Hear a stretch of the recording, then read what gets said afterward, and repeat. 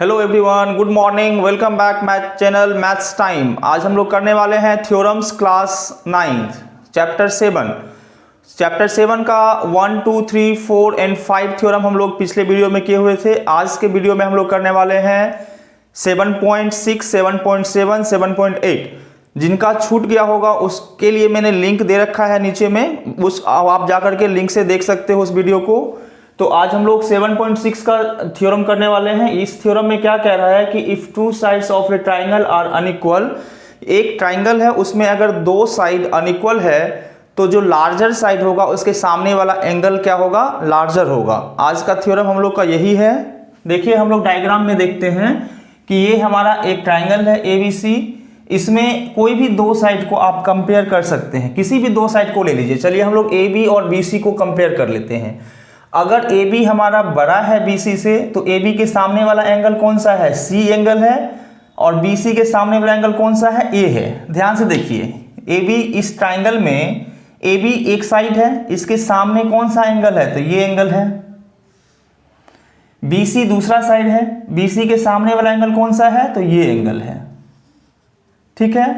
अब अगर इसमें हम लोग को AB मान लेते हैं कि अगर बड़ा है तो प्रूव क्या करना है कि AB के सामने वाला एंगल जो C है ये बड़ा होगा BC के सामने वाला जो एंगल A है, A से बड़ा होगा ये वाला एंगल। तो इसमें हम लोग जरूरी नहीं कि AB और BC का ही कंपेयर करें, हम लोग किसी भी दो साइड को कंपेयर कर सकते हैं अनइक्वल लेकर के। इक्वल नहीं लेना है, अनइक्वल लेना है। जब भी हम अनइक्वल लेंगे तो कोई भी एक साइड या तो बड़ा होगा या दूसरा साइड छोटा होगा, यही बात होगा। इक्वल नहीं लेना है आपको, अनइक्वल साइड लेना है। ठीक है। तो हम मान लेते हैं कि चलिए AB ही बड़ा है BC से। ठीक है। Let AB greater than BC in triangle ABC। तो हम लोग क्या प्रूव करना है, टू प्रूव एंगल C को क्या लिखेंगे हम लोग, ACB ग्रेटर है एंगल A, इसको क्या लिखेंगे, एंगल BAC। ये प्रूव करना है हम लोग को। अब एक चीज देखिए, अगर AB हमारा बड़ा है BC से तो BC इतना हम अगर AB पे कट करेंगे तो अंदर कहीं पॉइंट आएगा।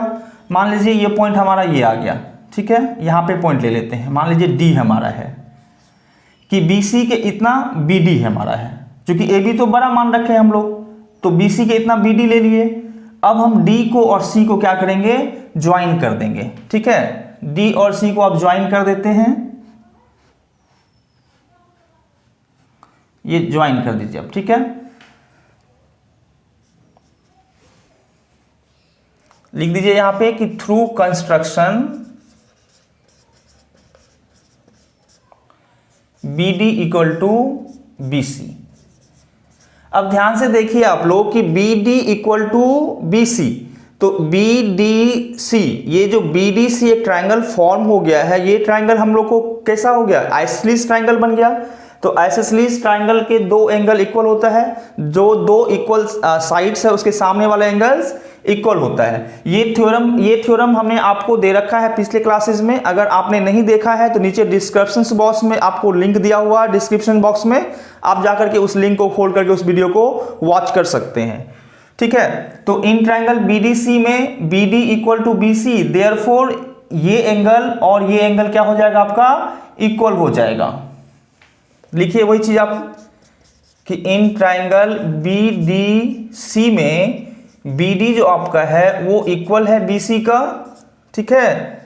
देयरफॉर एंगल BDC इक्वल हो जाएगा एंगल BCD का। रीजन बताना पड़ेगा कि क्यों इक्वल हो जाएगा, तो रीजन में आप दे दीजिए angles opposite to equal sides. ये रीजन आप बता दीजिए। ठीक है। Angles opposite to equal sides. Reason में आपको शॉर्ट ही हिंट देना होता है। ये एंगल का सिंबल है, ये S है, मतलब angles opposite to equal sides are equal. ये थ्योरम भी हमने कर रखा है। ठीक है। अब ये दोनों एंगल इक्वल हो गया। अब ध्यान से देखिए आप लोग कि ट्राइंगल ACD ट्राइंगल हमारा कौन सा है, AC और D। इस ट्राइंगल का ये वाला कौन सा एंगल है, एक्सटीरियर एंगल है। तो इन ट्राइंगल ACD में angle BDC is an exterior angle, exterior angle, therefore angle BDC greater than angle DAC। क्यों होगा ग्रेटर देन? क्योंकि एक एक्सटीरियर एंगल जो है सो अपोजिट टू इंटीरियर एंगल के सम के बराबर होता है। तो जब अपोजिट टू इंटीरियर एंगल के सम के बराबर होगा तो एक एंगल से तो बड़ा होगा, क्योंकि ये इसके और इसके, इधर ध्यान से देखिए, ये एंगल जो हमारा है वो इस एंगल के और इस एंगल के सम के बराबर होगा। हमेशा ही एक्सटीरियर एंगल जो होता है किसी भी ट्रायंगल का वो अपोजिट टू इंटीरियर एंगल के सम के बराबर होता है और अपोजिट वन इंटीरियर एंगल के सम से बड़ा होता है हमेशा किसी भी ट्रायंगल का एक्सटीरियर एंगल। तो एंगल BDC हमारा जो कि इस ट्रायंगल का एक्सटीरियर एंगल है ये बड़ा हो जाएगा एंगल DAC से, DAC मतलब इस एंगल से, ठीक है। इसको हम लोग ऐसे 1 लिख लेते हैं रिमेंबर के लिए। अब देखिए BDC हमारा इससे बड़ा है और BDC और ये वाला एंगल बराबर है। इस एंगल ये देखिए कहाँ पे है, हमने इसको लिख रखा है यहाँ पे कि BDC और BCD हमारा क्या है, बराबर है।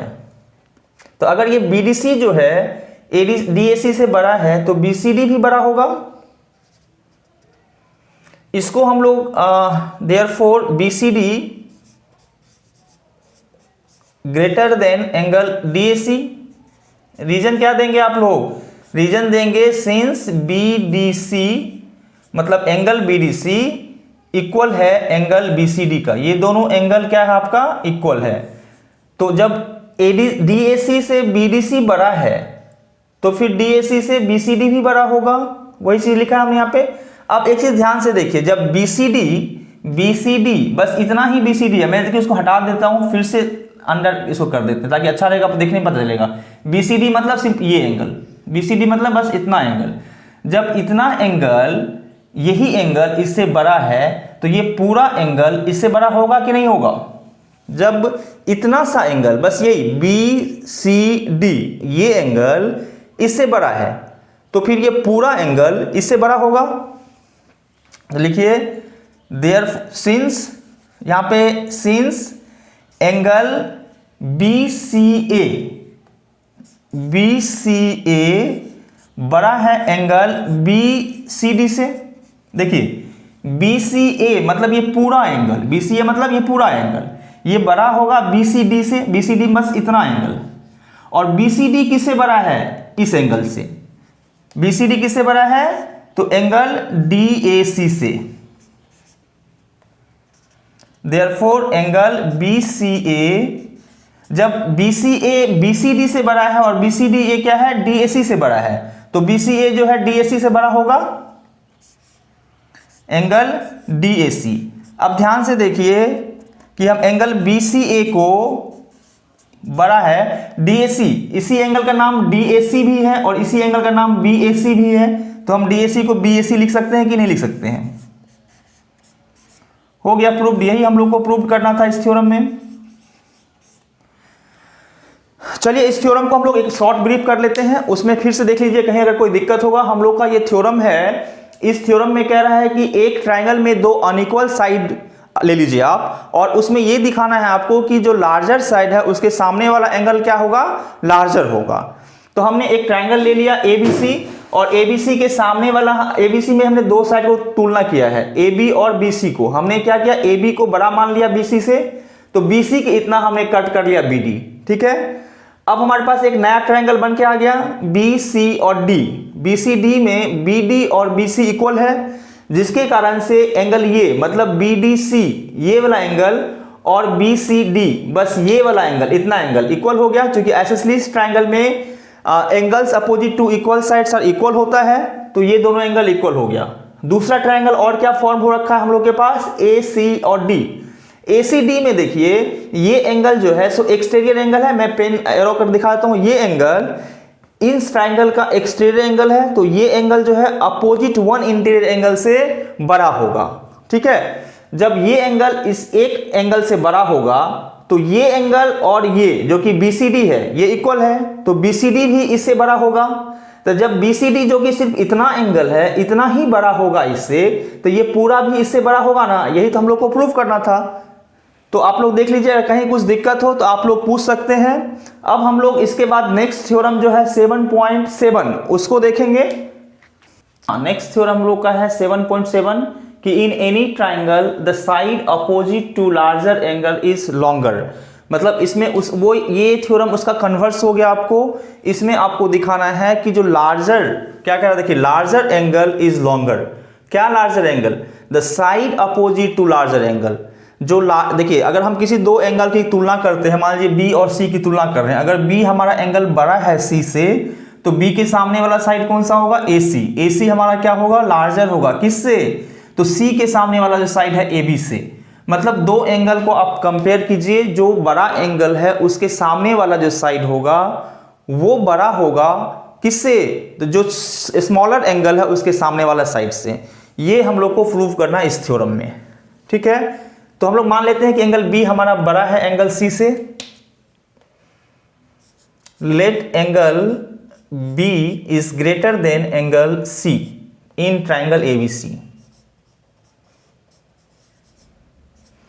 तो हम लोग को प्रूव क्या करना है इसमें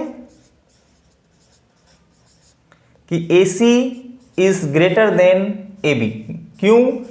क्योंकि AC के सामने वाला एंगल जो है वो बड़ा है। हम लोग को प्रूव करना है AC is greater then AB। तो देखिए इसमें हम लोग प्रूव कैसे करेंगे? AC बड़ा है AB से, इसको प्रूव करने के लिए हम लोग 3 केसेस लेंगे। 3 ही केसेस पॉसिबल है कि AC या तो AB के बराबर होगा, ये पहला केस। दूसरा केस AC जो है सो AB से बड़ा होगा, और तीसरा केस AC जो है वो AB से छोटा होगा। 3 ही केस पॉसिबल है। ये तीनों केस लेकर के हम लोग इसको प्रूव कर देंगे कि AC जो है हमारा वो बड़ा है AB से। तो चलिए हम लोग देखते हैं possible 3 cases.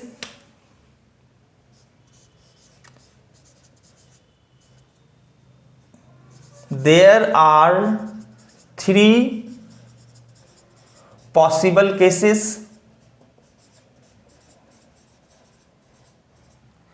Number 1, AB AC जो है या तो बराबर है AB का, पहला case.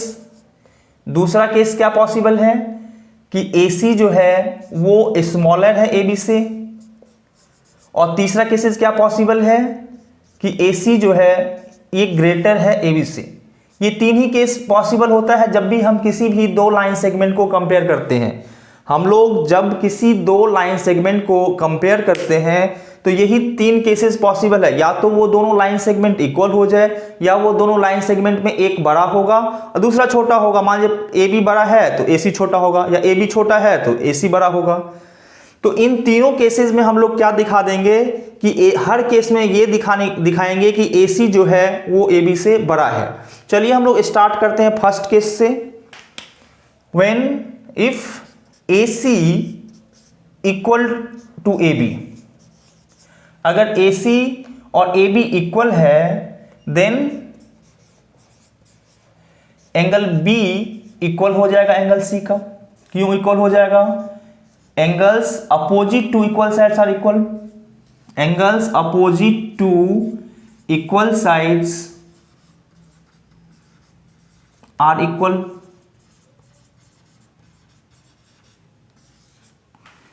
Okay, but it contradicts the fact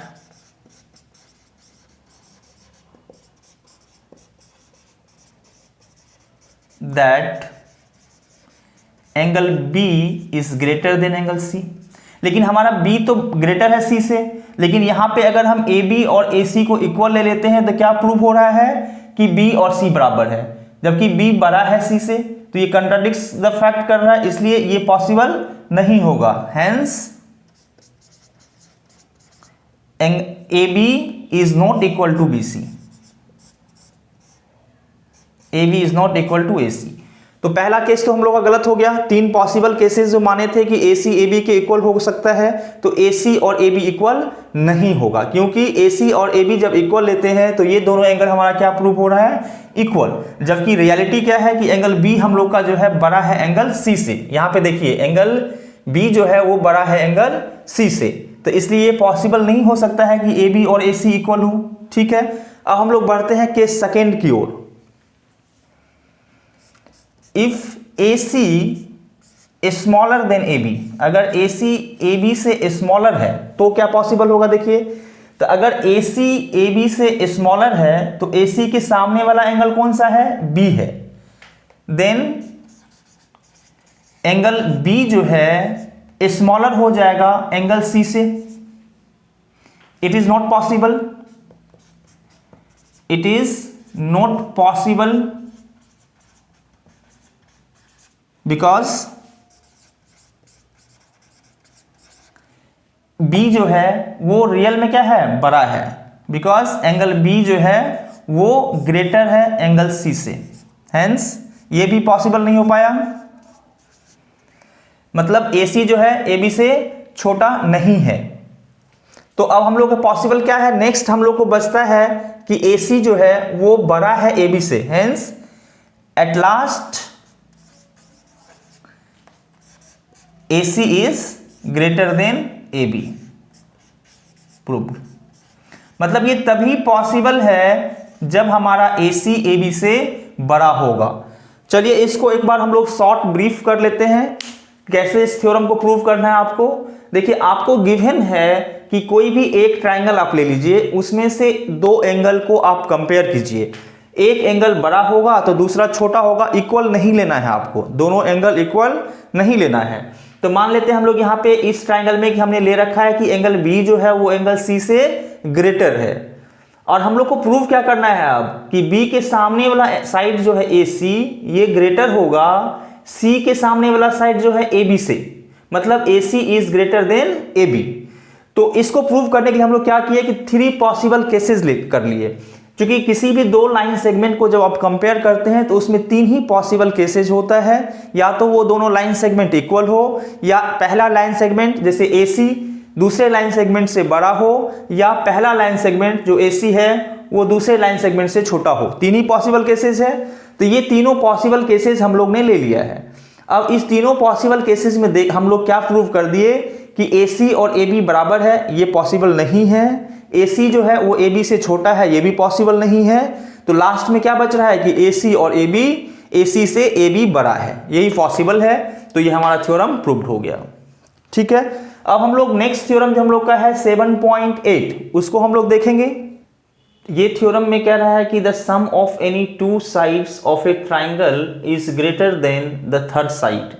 मतलब एक ट्राइंगल में किसी भी 2 साइड का जो सम है वो थर्ड साइड से बड़ा होगा। किसी भी 2 साइड का सम थर्ड साइड से बड़ा होगा, ये दिखाना है हम लोग को। तो चलिए एक ट्राइंगल हम लोग ले लेते हैं ABC। ABC में किसी भी 2 साइड का सम थर्ड साइड से बड़ा होगा, ये हम लोग को दिखाना है। तो चलिए हम लोग ले लेते हैं कि AB और AC का सम जो है सो BC से बड़ा होगा। तो इसके लिए हम लोग को कंस्ट्रक्ट क्या करना पड़ेगा? कंस्ट्रक्ट हम लोग कर लेते हैं कि जितना बार AC हमारा है उतना ही हम BA को प्रोड्यूस कर देते हैं आगे तक। ठीक है, तो चलिए हम प्रोड्यूस कर रहे हैं इसको। ठीक है, जितना BC है इतना ही हमने BD ले लिया, और D और C को ज्वाइन कर दिए। D और C को ज्वाइन कर दीजिए। ठीक है, ये दोनों हम लोग का इक्वल है। तो हम लोग लिखेंगे इसमें क्या गिवन है, हम लोग को क्या प्रूव करना है। तो to prove AB plus AC is greater than BC। अब कोई भी 2 साइड का सम, ये नहीं कि हमने AB और AC ले रखा है आपने तो आपको भी यही लेना है, ऐसा कुछ नहीं है। एक ट्राइंगल के किसी भी 2 साइड का सम जो है वो थर्ड साइड से बड़ा होता है। आप यहाँ पे कोई भी 2 साइड ले सकते हैं। AB AC की जगह आप AB BC भी ले सकते हैं, तो AC से ग्रेटर हो जाएगा। मतलब आप इसके जगह पे ये भी ले सकते हैं कि AB प्लस BC, ये दोनों का सम जो है वो ग्रेटर होगा किससे? AC से। आप तीसरे में ये भी ले सकते हैं कि AC प्लस BC ये ग्रेटर है किससे? AB से। मतलब तीनों केसेस में कोई भी केस आप एक ले लेंगे, और बाकी अगर एक लेके प्रूव कर देते हैं तो सिमिलरली करके आप लिख देंगे कि ये भी ऐसा हो, ये भी पॉसिबल है और ये भी पॉसिबल है। मतलब किसी भी 2 साइड का सम आपको थर्ड साइड से बड़ा दिखाना है। चलिए हम लोग देखते हैं कैसे प्रूव करेंगे। इसमें हम लोग through constructions through construction AD equal to AC।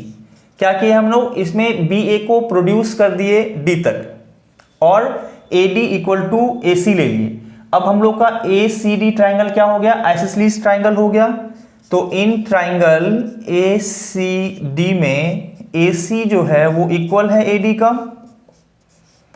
Therefore इस कारण से क्या हो जाएगा, ये एंगल, ध्यान से देखिए यहां पे कि ये एंगल इक्वल हो जाएगा क्योंकि ये ट्राइंगल आइसोसेलेस ट्राइंगल बन गया है। देयरफॉर एंगल ACD इक्वल हो जाएगा एंगल ADC का। रीजन सभी को पता है, क्या रीजन होगा, angles opposite to equal sides.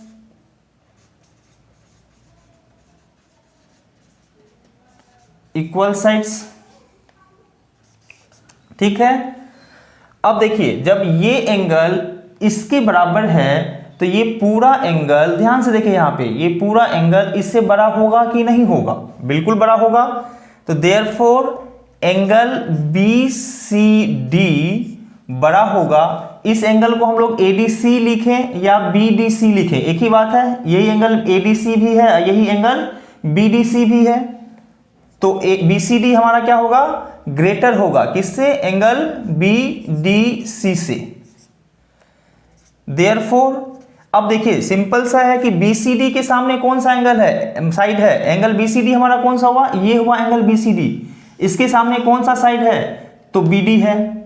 Therefore BD जो है वो ग्रेटर हो जाएगा, D के सामने कौन सा साइड है, तो BC है, BC से। किस ट्राइंगल में, तो इन ट्राइंगल BDC में, ठीक है। एक बार ध्यान से फिर से देख लीजिए कि BCD हमारा ग्रेटर हो गया BDC से, तो BCD के सामने कौन सा साइड है, BD है, तो BD हमारा ग्रेटर हो जाएगा किससे, BC से। BD BC से ग्रेटर हो गया। अब BD को हम लोग लिख सकते हैं AB प्लस AD, ग्रेटर हो जाएगा BC से।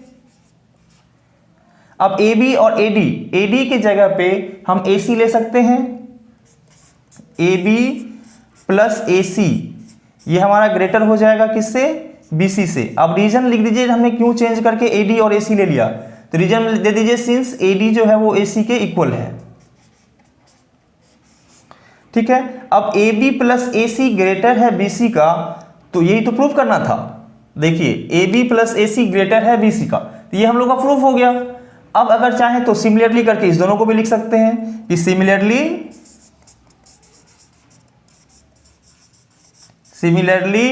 AB प्लस BC ग्रेटर है AC का, और AC प्लस BC ये भी ग्रेटर है AB का। मतलब कोई भी एक पेयर हम लोग ले सकते हैं, मतलब एक ट्राइंगल के किसी भी दो साइड को थर्ड साइड से बड़ा दिखाना है आपको, तो ये हम लोग का हो गया प्रूव्ड।